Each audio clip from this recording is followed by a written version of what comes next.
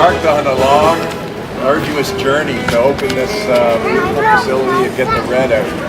And we transformed what was once an idle Canadian Tire building to what we hope will be a cultural hub for Gravenhurst for many years to come and surrounding areas. We really hope that the residents of the area realize this is for them, not just for our tourist visitors, and embrace it the way we've embraced Gravenhurst. So thank you all for coming today, and without further ado, I'll go.